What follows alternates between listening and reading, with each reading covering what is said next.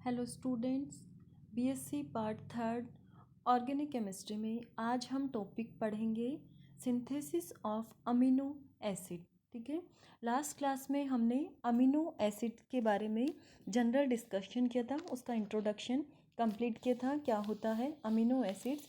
आज हम इन amino acids के सिंथेसिस के कुछ मेथड्स हैं वो पढ़ेंगे। अब इसमें देखो, पहला मेथड है इसमें पर्किन मेथड। ठीक है, अब पर्किन मेथड है, इस मेथड में क्या करेंगे, अल्फा हेलोजिनेटेड जो एसिड्स हैं उनकी लॉन्ग टाइम तक रिएक्शन, जब अमोनिया, ये अल्फा हेलो एसिड है, अल्फा क्लोरो लिया और इसकी रिएक्शन किसके साथ में हुई है, यहाँ अमोनिया के साथ में, तब किसका फॉर्मेशन होता है, यहाँ जो हेलो ग्रुप है उसका सब्सटीट्यूशन NH2 ग्रुप से हो जाएगा और किसका फॉर्मेशन होगा यहाँ पे, अमीनो एसिड का।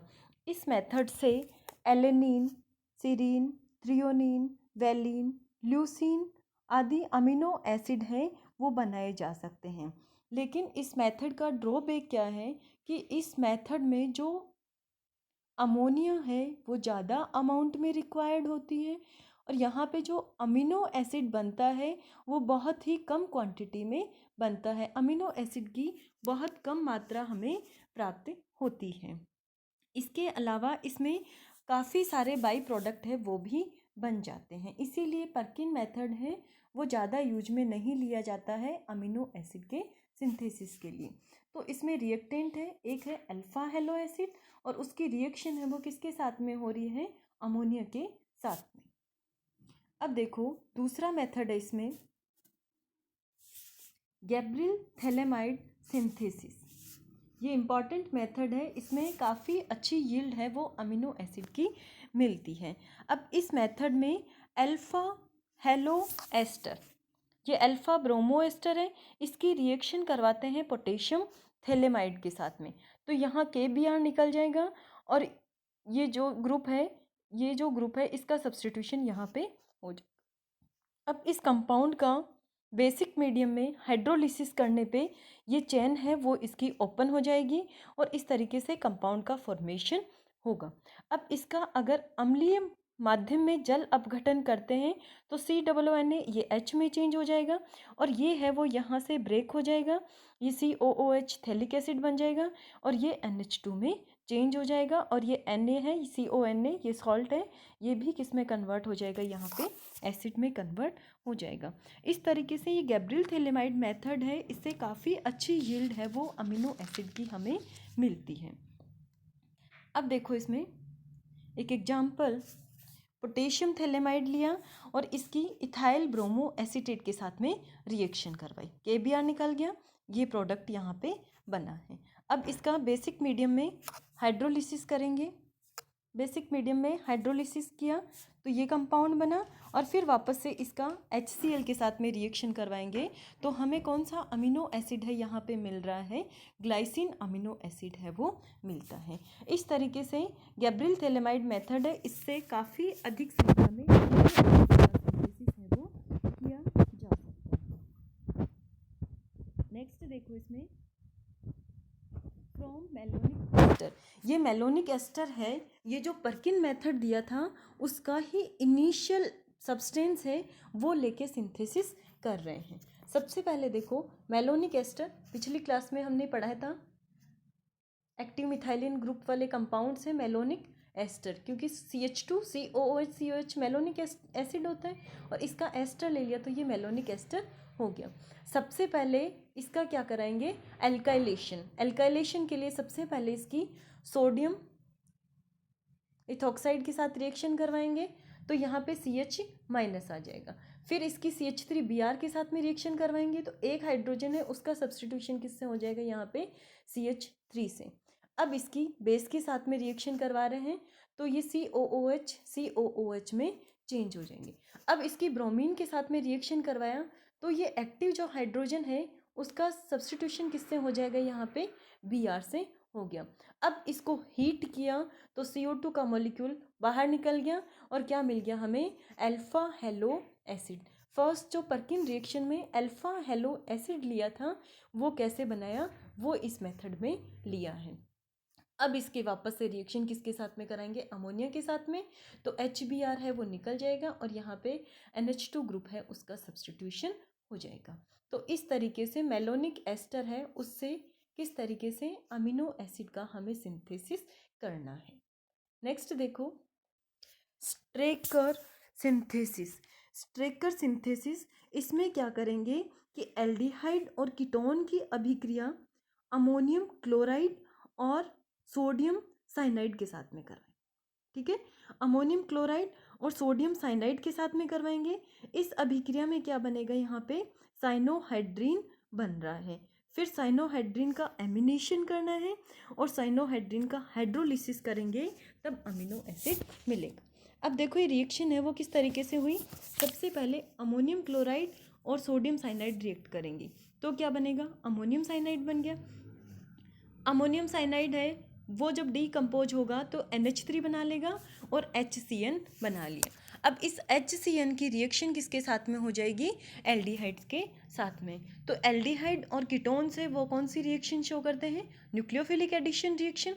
तो C बॉन्ड के इलेक्ट्रॉन ऑक्सीजन की तरफ ट्रांसफर हो गए, तो ऑक्सीजन पे माइनस चार्ज है तो यहाँ तो H लग गया यहाँ पे, और कार्बन के साथ में क्या अटैच हो जाएगा, यहाँ पे CN अटैच हो जाएगा।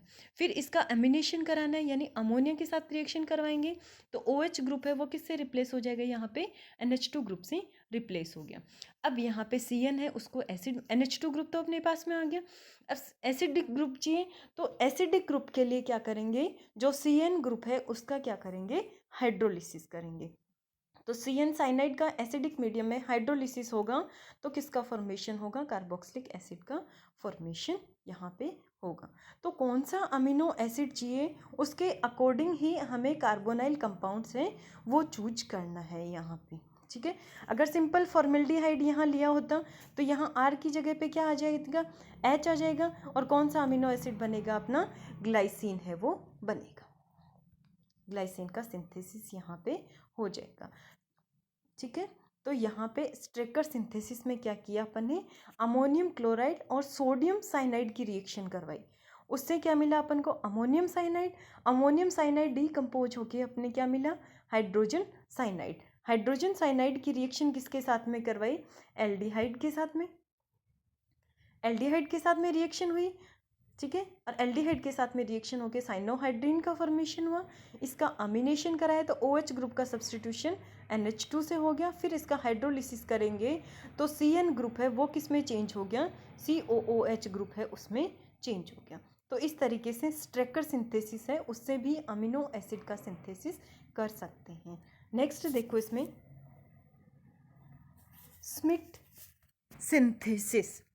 स्मिट सिंथेसिस में क्या करेंगे, ये देखो ये है अपना एसिटो एसिटिक एस्टर। लास्ट क्लास में मेलोनिक एस्टर और एसिटो एसिटिक एस्टर पढ़ा था, उसमें यहाँ पे H के साथ में क्या था, CH2 था। अब इस CH2 यहाँ के एक हाइड्रोजन को किससे रिप्लेस कर दिया, यहाँ पे एल्काइल ग्रुप से रिप्लेस कर दिया। तो अगर एल्काइल एसिटो एसिटिक एस्टर है उसकी रिएक्शन किसके साथ में करवानी है अपन को, नाइट्रस एसिड। अब नाइट्रस एसिड है वो अनस्टेबल होता है, इसको इंस्टेंट ही बनाया जाता है, तो इसके लिए क्या करेंगे, इसकी रिएक्शन करवाएंगे NaNO2 प्लस HCl के साथ में। तो NaNO2 और HCl है ये दोनों रिएक्शन करके किसका सिंथेसिस करेंगे, HNO2 का सिंथेसिस करेंगे। अब ये आगे किसके साथ में रिएक्शन करेगा, एसिटो अल्फा एल्काइल एसिटो एसिटिक एस्टर के साथ में इसकी देखो क्या हुआ, CH3 CO CH, ये एजिटीज है अपना यहाँ पे।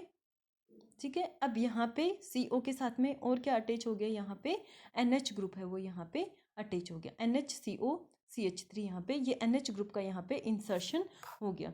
अब इसका क्या किया अपने, हाइड्रोलिसिस किया। हाइड्रोलिसिस किया तो ये तो CH3COOH में कन्वर्ट हो गया और ये NH2 में चेंज हो गया। तो हमें यहाँ पे क्या मिल जाता है, अमीनो एसिड का सिंथेसिस हो जाता है। तो रिएक्शन में क्या किया कि एल्काइल सब्स्टिट्यूटेड जो एसिटो एसिटिक एस्टर है उसकी रिएक्शन नाइट्रस एसिड के साथ में करवानी है। फिर जो कंपाउंड बनेगा इसका हाइड्रोलिसिस करेंगे तब किसका सिंथेसिस होगा, यहाँ पे अमीनो एसिड का सिंथेसिस होगा। नेक्स्ट देखो अपना